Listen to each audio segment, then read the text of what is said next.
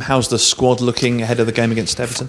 Yeah, good. Generally, we've got Drinky continues to make progress with his ankle, back on the grass, working with the physios, increasing fitness levels. He's still got training to come with us and then games, but he's looking stronger.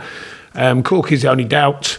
He's got a very minor fracture on his scapula, I believe it is. And although it's not that painful, he said it feels good. There's obviously a precautionary element to that. Touch and go, but I'm thinking we'd probably look wiser on it to make sure he's ready for the next one, especially with the international window coming. Everyone else is in good, fine fell. Teams often find themselves more suited to playing home or away. Do you get the sense with this team that you prefer they're more natural, more comfortable at the moment playing at Turf Moor or away from home? Not in the sense of performance levels. I think our performance levels have been good away as well. I think we were unlucky at Arsenal. Contentious penalty, in my opinion, down at Wolves. Sort of nicked our way out of it at Brighton a bit, and then a good performance down at Villa. So I've certainly enjoyed the performances. But I think on the other hand, I think most teams like to play at home support. The feeling in the ground. We know our support get behind us. We know it's everyone talks of it being an awkward place to come. So therefore, in that respect, then it's good to be at home for sure. Chris Wood scored again at the weekend. He's in this great little purple patch at the moment. He had to be patient for the goals to come this season, but now they are flowing. Do you get the sense he can really hit highs this year? Well, I think the talk was Barnsley for the right reasons, scoring goals. I still think he's performing. Then Woody was kind of under the radar. Then he's popped up and scored goals. Ideally, you want all of your strikers and other players, of course, but your strikers scoring goals. It makes them feel right about themselves because that's what they do. But no, he's in good form. And I think the options we've got, I think Vince is looking sharper all the time in training and the moments he's had. And obviously J-Rod popped up with a great goal and thought a very good performance second half. And him and Vince affected the game down at Brighton as well. So, I think there's a group there. I believe in all of them for different reasons. But Woody at the moment, he's looking sharp. Barnsley early season, J-Rod getting stronger and Vince getting stronger. So a healthy group of strikers there. How close is Jay Rodriguez to getting into the first team and starting? I don't think he's ever far away. I think it's the first season that since I've been here where we've managed to form a group of players where the margins are super fine between who starts and who doesn't. And I've said in a couple of these press conferences in varying times that it would be no surprise to me to someone who's not coming on the bench could go straight into the side because at the minute we're even having to look after the bench and make sure that we're trying to keep everyone alive, trying to get them involved, and different people leaving, coming out the group and then coming back in. I think it's appropriate because I think the margins are so fine between all the players now. We've worked hard over certainly 3-4 years to try and get a group that have that competitive edge. Not necessarily, I said the other week, not necessarily, I don't mean in a way that it's definitely my best group I've had here. Because I've had some very good ones, I believe. But I think the competition element of the squad is a definite because I think it's really tight and I think there's some good performance here. I saw a line that Inter Milan are potentially circling around Jay Rodriguez. Have you had any calls yet? Someone mentioned it to me today and in my time here I've had some weird and wonderful things and I think that's certainly in my top 10, probably in my top 5 of oddnesses as he's just joined the club for one, rejoined the club. So I don't know where that one's come from, that's for sure. He's not started trying to learn Italian this morning or anything? Not to my knowledge. You never know, but I don't think so. What was your relationship like with Antonio Conte when he was in England? Because obviously he must have had a view on Jay, certainly when he was playing elsewhere, I know. But there wasn't really a relationship in the sense you just bump into each other at a game and you get on, with your job. There was certainly nothing other than just pleasantries when we played them and, get on with what we do. Everton then this weekend, obviously it probably brings back some hard memories for the players last year, that Boxing Day defeat. Are you using that at all as any kind of a motivation? No, I don't need to. The players are motivated. It was actually the turning point of a season, and I think we all realigned after that. So I think there's a lot of positives came out of that game in a strange kind of way. Of course, not an enjoyable game for us at the time, but looking back, something that gave us a kickstart into the second half of the season, and you all know the story from then on in, and still going now because I think we've been strong the early part of this season as well. So no, I think the players are motivated here. I think I mentioned in pre-season, I could see the fire in their eyes, as we say, and I could see the urgency and the demand in their training. Doesn't guarantee, but like I always say, but it gives you a way better chance. If people are emotionally in good shape, we know they're physically in good shape, We like to think we're an organised side, and then they've got the freedom to go and play. And that when that mixture is correct and it's in place, then I think we can at least challenge teams in this division. And we've already shown that we can win games. So we're really focused on what we do. Did anything specific happen after that Everton defeat last year? Was there any soul searching? Was there a team meeting? Did something? There's always a bit of that, but not nothing major. A short team meeting to remind them of the simplicity when we're at our best, because it got a bit confused for a while. A couple of changes as well. Dwight McNeil obviously coming in at that time and has never really gone out since. Rightly so with his performance levels. I think it was just a grounding, really. Everyone knew that it wasn't quite right, and we adjusted it. We got it back to basics, and I think we delivered from there on into the rest of the season. And as I said, I've done during this pre-season, and going into the early part of this season. So I've been pleased with that. And Excuse me. What do you make of Everton this year? They've been relatively inconsistent, I suppose, as far as results have gone. Yeah, I mean, the Premier League's difficult. We all know that. Whether they're inconsistent or not, they've still got good players. They've got good individuals. They've had a lot of passes. They haven't been effective in a couple of games where they've liked to have scored more goals, obviously, but they've had a lot of passes, a lot of possession. I think like every manager, they'll be trying to get the best 11 out there that combine to be successful. And I think they're probably looking at that, probably looking at possible changes, possibly even a change of formation. It depends what their belief system is and how they're going about it. And, we made the players aware, as we always do. Certainly some important details, but I think it still comes down to us. It always does. We certainly focus on ourselves being ready to play. Sean, what do you make of Marco Silva being under pressure after so few matches this season? I think we've all spoken about it as managers at varying times. The demands of the game are forever higher. The demands within clubs are forever higher. It's just the way it is. I'm sure he's working diligently to try and help his side to perform like all managers do. I'm not really that worried about other people. I tend to concern myself with me, my staff, the players and this club, and I focus on that. But as an outside view, I just think it's the demands of the job nowadays.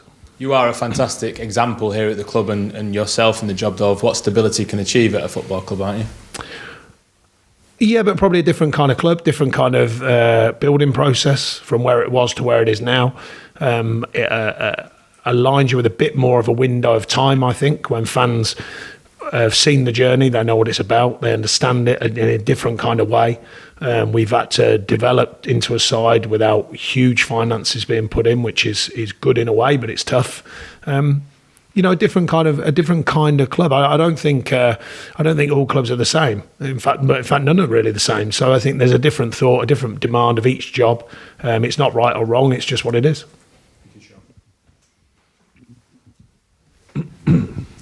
Afternoon, Sean. You mentioned there Everton perhaps looking at a change in formation. Is that something that you might consider as well, given the Cork injury and the way you finished on I think Saturday? we looked at it, unbeknown to most people who think we always play a 4-4-2.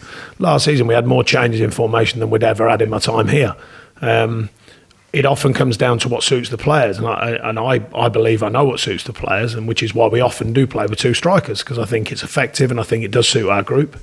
Statistically, it suits our group, but I think the flexibility we've been looking for has certainly been on show this season. In pre-season we morphed it into a 3 on a couple of occasions and just let it go naturally, and it kind of had a good positive effect.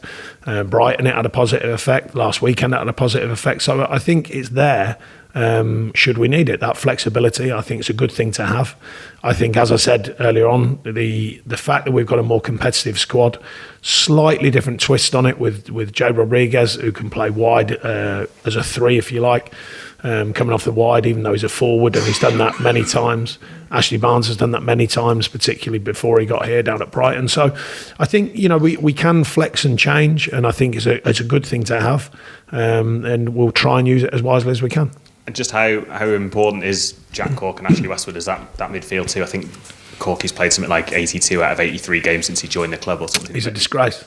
Can't believe he's that all. Well, I'll have a word with him. Only 'cause that's I think he's lacking in fitness, and his consistency is awful, obviously. But just how important are those two as a pairing to you as well, the way you like to play? Well, I think we've got lots of other good players. I think there's situations arise where two tend to get a shirt, sometimes a pairing do get a shirt, and they've worked very well. Everyone knows I'm a big believer in Jeff Hendrick as well.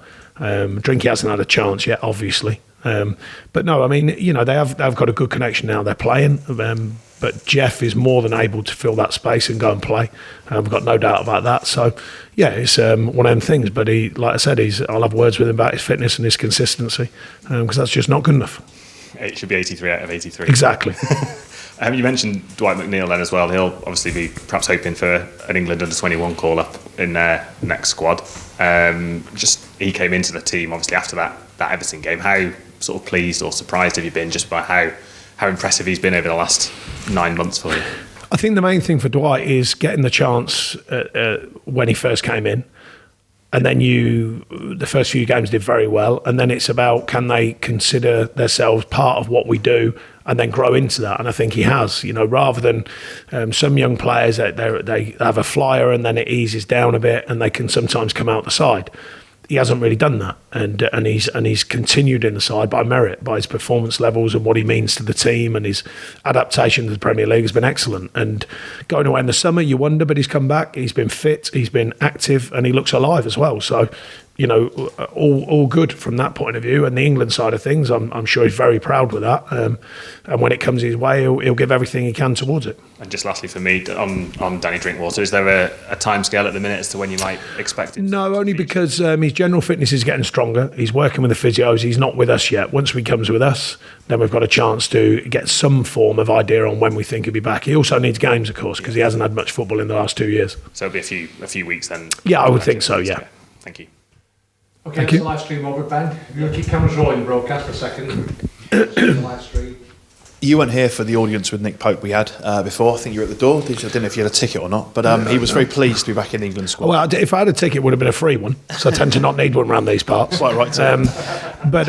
No, he's done very well, Pope. He continues to do so. He was unfortunate last year, which we all know about. This season, he's come back fit and well. He looks sharp. He's delivering performances in a side that are looking in good shape, I think, and I think that's helpful to him. But equally, he plays his part in being helpful to the side, and he certainly deserves, in my opinion, to be involved with the England setup.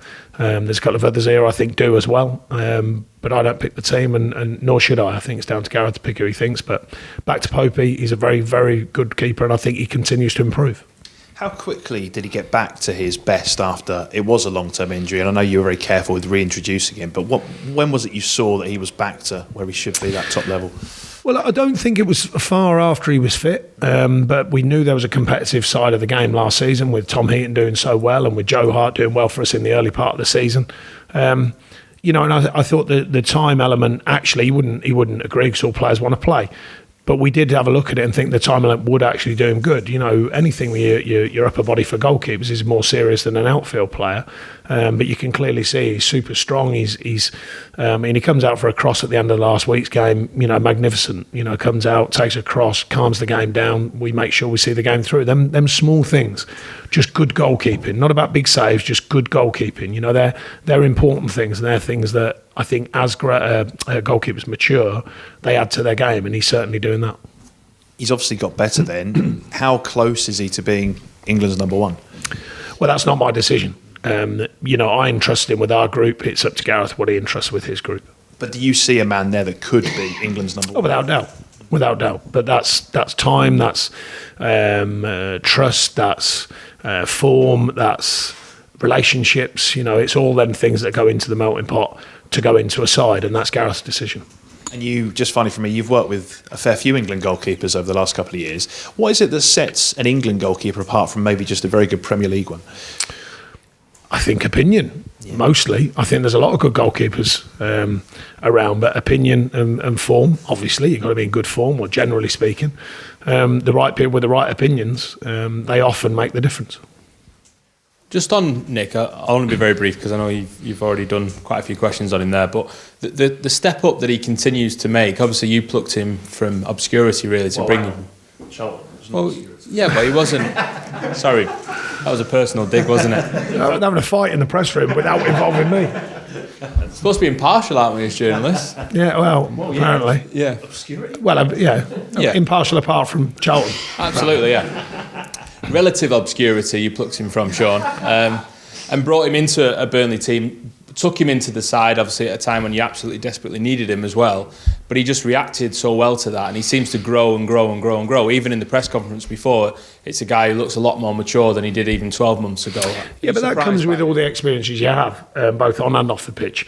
You know, around the Premier League, he's matured into that for sure. But the thing I've been very happy with is obviously Billy's work with the keepers. That deserves a mention. But also the way we've collectively transitioned some of these players into the group. And I think Popey's was hard for him to understand at first. You know, he came in wanting to play, and if he couldn't play, be on the bench. And we said, just sit tight, get used to how we work, get used to the training, get used to the strength plan we've got for you, and you will get your chance to start getting involved, and then you'll grow into the side. So I've been really pleased with that, because by the time he needed to step in, and from an unfortunate situation, obviously, he's delivered. And I think he was ready to deliver. And I think we've done well over the years, not just with goalkeepers, with players here, allowing them a bit of time to get ready to deliver rather than hoping they deliver. And I've been pleased with that, but particularly with the goalkeepers. Now, and Bailey's going through that process now. I think he's a really good, strong young keeper. He'll continue to improve, I believe, particularly working with Billy and the two other keepers. You know, and I like that side of it, and I think that's helped Popey. And going back to him as a person, you know, he's become more rounded. He's had a lot of experiences, you know, on and off the pitch over the last couple of years due to his performances on the pitch. I've knocked onto off the pitch, you know, stuff you do with England, stuff you do with the media. They do round you off as a person. He's had a child as well. That certainly makes you grow up. So, you know, I think all them things rub off on you, and he's a good character, and he's good around the place, and he's a very good goalkeeper. So a nice package. Thank you, Sean.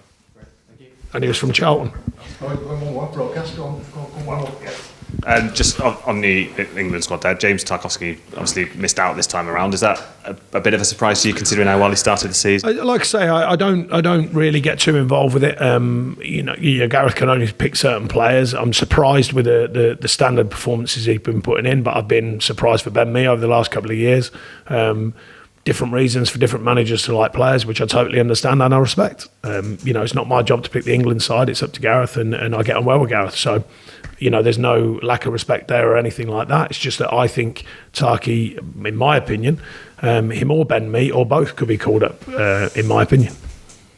Okay. Cameras open, please.